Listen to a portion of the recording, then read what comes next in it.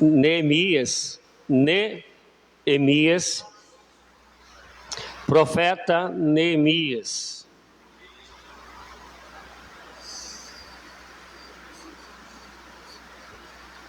Capítulo 2, podemos? Neemias, capítulo de número 2. No mês de Nisan, do 20º ano do rei Artaxerxes, na hora de servir-lhe o vinho, levei-o ao rei. Nunca antes eu tinha estado triste na presença dele.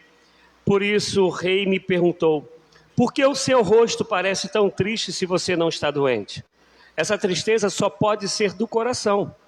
Com muito medo eu disse ao rei: que o rei viva para sempre.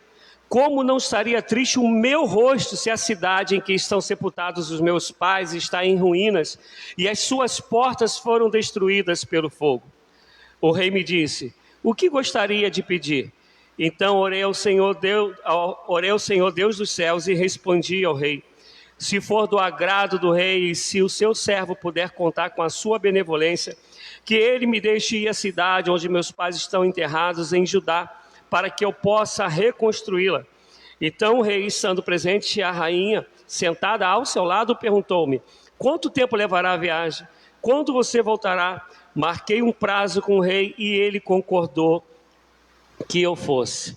A seguir acrescentei: se for do agrado do rei, eu poderia levar as cartas do rei aos governadores do Trans-Eufrates, para que me deixem passar até chegar a Judá.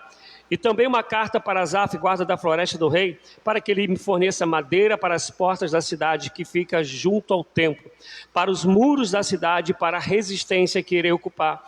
Visto que a bondosa mão de Deus estava sobre mim, o rei atendeu os meus pedidos. Não é uma pregação, mas eu vou falar aqui uns 5 minutinhos sobre isso, e depois o Ministério de Música vai estar a posto. Amados, essa passagem aqui, ela me ensina muito. Quando eu orei, eu falei sobre Deus, agradecendo a Deus e pedindo a Deus para nos capacitar, para que Ele nos levante, para nós restaurarmos vidas que foram destruídas, estão destruídas pelo nosso adversário.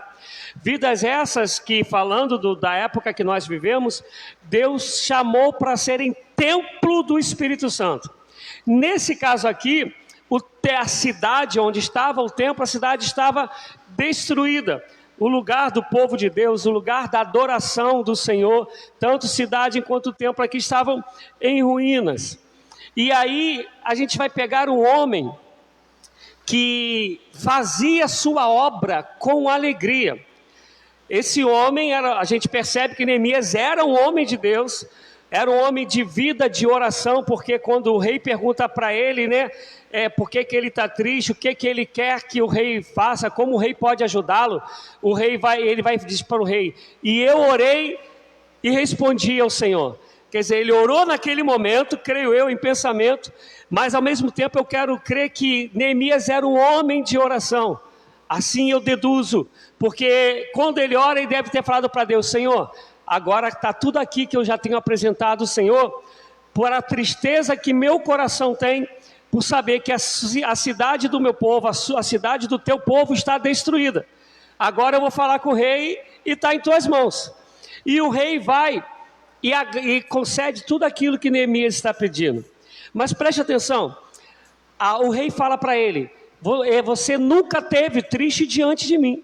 Isso só pode ser tristeza do coração, visto que você não está enfermo. Isso me chama muita atenção. Quando há uma tristeza no coração de Neemias, a tristeza é pela causa de Deus. O que leva a tristeza ao coração de Neemias é saber que a cidade que Deus levantou, o povo que Deus levantou, está em ruínas. O povo está afastado da lei do Senhor, os muros da cidade foram destruídos, e isso entristeceu. Mas enquanto que ele não tem a notícia de algo ruim que tem a ver com o reino de Deus, o coração dele, diz o rei, que está sempre alegre.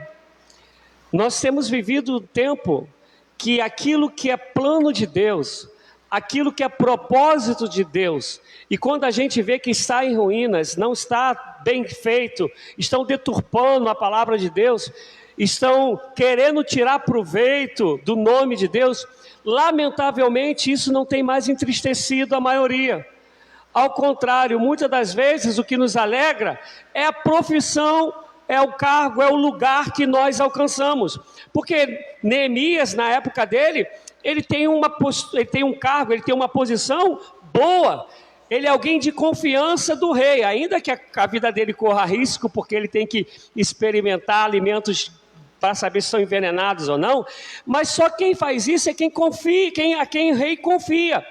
Ele é alguém que tem uns confortos dentro da posição que ele ocupa. Só que essa posição não era o que alimentava ao coração de Neemias. O que alimentava o coração de Neemias é poder viver para a glória de Deus, para os propósitos de Deus.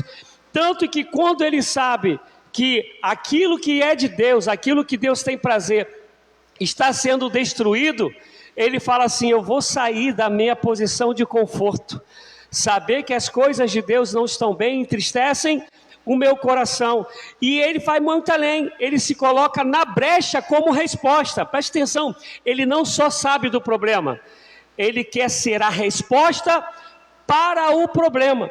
E assim sendo, para quem sofre os sofrimentos de Deus, chora os choros de Deus, sente as dores de Deus, ele ora, ele quer ser respostas, mas ele também entende que ele precisa ser capacitado.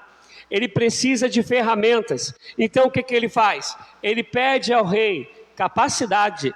Rei, me dê cartas para que as pessoas deixem eu passar pelo caminho que eu tenho que trilhar.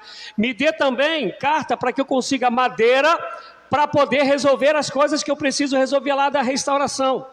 No nosso caso, as nossas armas, elas não são carnais, elas são espirituais e poderosas no Senhor. E o Senhor nos chamou para buscarmos os dons do Espírito, sermos capacitados pelo Espírito Santo, termos ferramentas espirituais para combatermos contra os inimigos, que quem conhece a história, depois inimigos vão se levantar. E Neemias fala: estou fazendo uma grande obra e não posso parar, e a obra é a obra de Deus. Enfim, amados, o que eu quero dizer é que nosso coração precisa estar tanto em Deus, a fim de que a tristeza de Deus seja também a nossa tristeza. O que alegre o coração de Deus também venha nos alegrar. E quando a gente vê que a obra de Deus não está sendo realizada como deveria, nós temos que nos levantar como respostas de Deus para resolver, para buscar solucionar esses problemas, sabendo que para isso precisamos da capacitação do Espírito Santo, como também temos que ter a consciência de que vamos enfrentar inimigos como Neemias enfrentou. E como hoje no momento da pregação mesmo eu quero estar falando sobre missões, missões é isso. Deus está chorando pelos perdidos. O evangelho em muitos lugares está sendo pregado que não é o evangelho do Senhor, de maneira deturpada. Tem muita gente em nome de Deus fazendo coisas que Deus nunca faria. E aqueles que veem isso têm que se entristecer. E têm que ter uma vida de oração com Deus para dizer: Senhor, eu quero ser resposta. Me capacite e me envie.